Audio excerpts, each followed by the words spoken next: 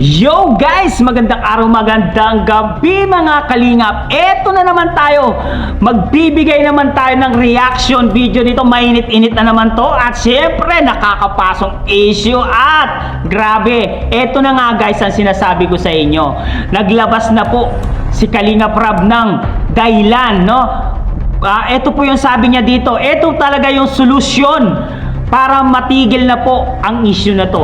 Ito talaga yung solusyon para mawala na po ang pambabatikos sa pamilya Batalero. Ito lang, isang solusyon lang daw ang dapat gawin ng pamilya Batalero para mahinto ang mga bashers nila, ang mga nambabatikos sila, ang mga haters nila, para matigil lang ito, guys.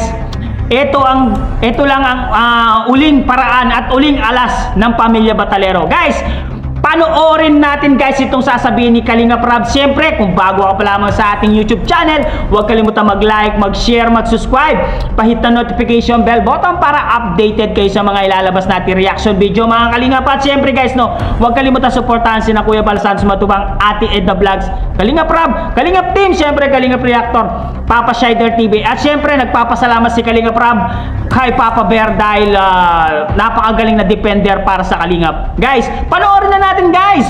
Let's go! Po sa suporta, pagmamahal sa Team Kalingap. Hindi ko na po kayo maisa-isa pero thank you so much po. No, bagamat talagang pinakawalan ni Kuya Bal ang mga ngayon, reactor. Wala tayong talagang reactors ngayon. No? Pero yun, alam ko lahat naman kayo apektado rin. Lahat kayo apektado sa mga nangyari. At yun, sa mga hindi naman talaga tawag yun, sa mga reactor naman na hindi naman talaga nagmula sa Kalingap at nagpakita ng suporta, maraming salamat po sa inyo. Yan, sa mga reactor na from other communities at nagpakita ng suporta, thank you.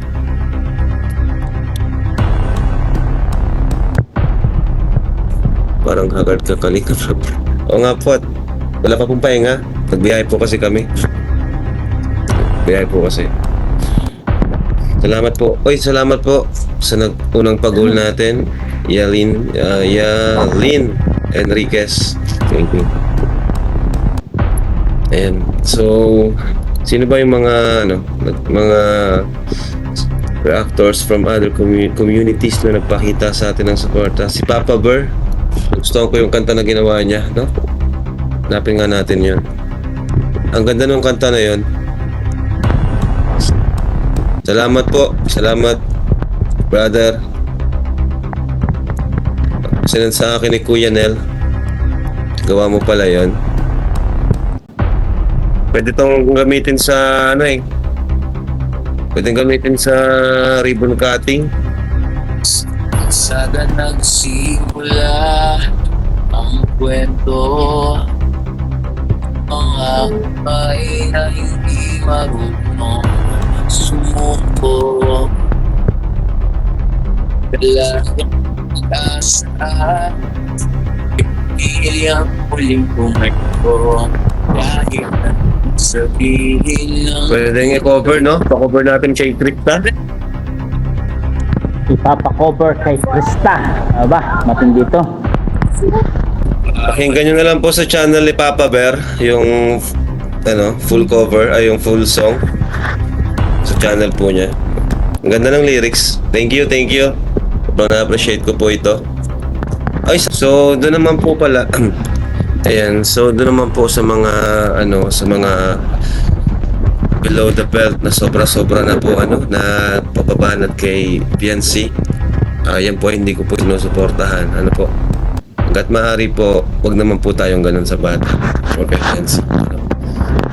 At yan, di ko lang po talaga suportado yung mga ganung banat. Doon lang po tayo sa issue. Sa issue lang po tayo. Po, huwag tayong magtanim ng galit. Po, ayan. Kuya Jen, shout out. Salubong daw. Alam ko po na ano rin, nasaktan din po kayo. Pero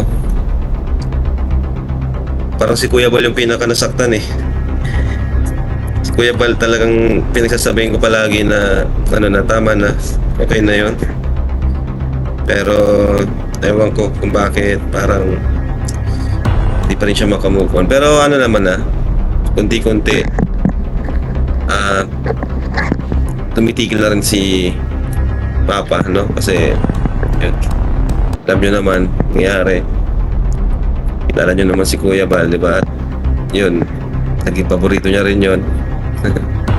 Talagang paborito niya talaga, hindi niya matanggap ang nangyari. Kaya yun, ano siya, pero ganun pa man, naghingi man na rin ng paumanhin si Kuya Bal. So, paano ba matitigil? No? Sa tingin niyo po, paano ba matitigil yan? Ano ba Baranggayan. yung pwede Magbaranggayan kayo para matigil yan, Kuya Rab. Para pati yung mga reactor, into yun kapag nagbaranggayan sila. Oo. Kasi Kasi nasa sa inyo naman yung kahit desisyon, ako Kuya. mismo, syempre, kahit ako mismo magsabi, wala naman akong karapatan na pagsabihan kayo. No? Kasi kanya-kanya tayong, yun nga, kanya-kanya tayong YouTube channel, and hindi ko na rin naman siya hawak. Pero pakiusap ko lang po, ano, hanggat maaari, mga banat na hindi na konektado sa issue, like yung mga paninira na, no, na hindi na po, ibang usapan na po yun. Doon lang po tayo sa issue. Kung may gusto kayong sabihin sa mga ano nyo, yun lang po. So, di ba? Ano ba yung ano yan? Public to. Actually yun, may ano rin yun. Pwedeng magpahilom ng sugat. Kung naghingi rin sana ng pasensya yung kabilang grupo, di ba? Kasi naghingi na rin naman ng pasensya si Kuya Bal. Siya naman yung unang humingi na rin ng pasensya. Akala ko nga ano eh. Akala ko hihingi na rin ng pasensya. Pero hintayin natin. Di ba? Kasi nung nakaraan naman, di ba? Maghingi na rin naman ng pasensya si Kuya Bal. Siguro yun lang din yung magiging way para Tama, mapasan. yun talaga ang sinasabi ko sa mga viewers Kasi, natin. ang nakikita ko kasi gigil talaga yung mga viewers eh. Talagang ano sila, sobrang nasaktan. May mga napapanood nga ako, yung iba mga ano pa eh, mga beneficiaries. Hindi nila matanggap yung mga yung pangyayari. No? Yun lang. Yun yung napansin ko. Dinuruin. At yun nga guys, narinig natin si Kalinga Prab sa mga sinabi niya dito na syempre nasaktan talaga itong si Kuya Bal Santos Matubang dito dahil syempre mahirap mag-move on doon sa nangyari sa kanya. Syempre unti-unti rin na nakaka-move on itong si Kuya Bal Santos Matubang. Ito lang po ang sinasabing uling paraan at uling alas na kailangan gawin ng pamilya Batalero para mawala po ang mga haters at mabawasan kahit 30% lang o 40% ng mga haters nila, mga bashers nila. Ito ang sinabi ni Kalinga Prab. Narinig naman natin na ang sinabi ni Kalinga Prab, dapat public apology. Yan talaga ang dapat gawin ng pamilya Batalero. Maumingi sila ng tawad, public apology sa mag-amang Matubang na si Kuya Bal Santos Matubang at si Kalinga Prab. Yun lang ang uling paraan guys na naisip ng Kalingap. Kasi kung hindi pa rin kayo, mataas pa rin yung hihi nyo, mataas pa rin yung tingin nyo sa sarili nyo, hindi bababa yung tension na to. Pero kung umingi kayo ng dispensa, umingi kayo ng tawad ng taos sa puso sa dalawang mag-ama na si Kuya Bal Santos Matubang at si Kalinga Prab, aba, sigurado 40% ng mga haters nyo mababawasan. Yan, totoo. Real talk tayo. No? Totoo yung sinabi ni Kalinga Prab dito. Walang halong pandaraya to, guys. Walang halong biro. Ito po yung dapat na gawin ng pamilya Batalero, guys. No? Kung gusto nilang matahimik ang kanilang buhay, public apology po. Yung maraming makakanood at maraming makakakita dito sa gagawin nilang video, at siyempre idadamay nila yung pangalan ng pamilya Matubang, Kuya Bal Santos Matubang, Kalinga Prab. Yan po. At siyempre Kalinga Prab nagpapasalamat din po kay Papa Bear sa ginawa niyang kanta. Nakita niya naman natin, napakaganda, napakalupit na mga kanta ni Papa Bear. Yan guys, no? Malinaw na malinaw. Ito na ang last na paraan para mawala ang mga haters nyo at maging okay na ang lahat. Yun po ang sinabi ni Kalinga Prab na kailangan lamang uling paraan ang public apology. Napaka-simpleng paraan lamang yan. Ano lang, lunukin mo na yung pride mo. Lunukin mo yung pride mo para umingi ka ng public apology sa mga taong nasaktan mo at sa mga viewers na nangbabas sa'yo. Siguro naman kahit 40% lang ng mga haters mo ay bumaba, no? Kasi public apology, dapat taos sa puso ang gagawin yung public apology, hindi yung patawa-tawa lang kayo. Kapag patawa-tawa lang kayo, marami pa rin ang magbabas sa inyo. Yun ang tandaan nyo, guys, no? Guys, ano masasabi nyo sa sinabi ni Kalinga Prab dito na need lang talaga ng public apology para maging okay ang lahat, para maiwas ang mga bashers at mabawasan ang mga haters?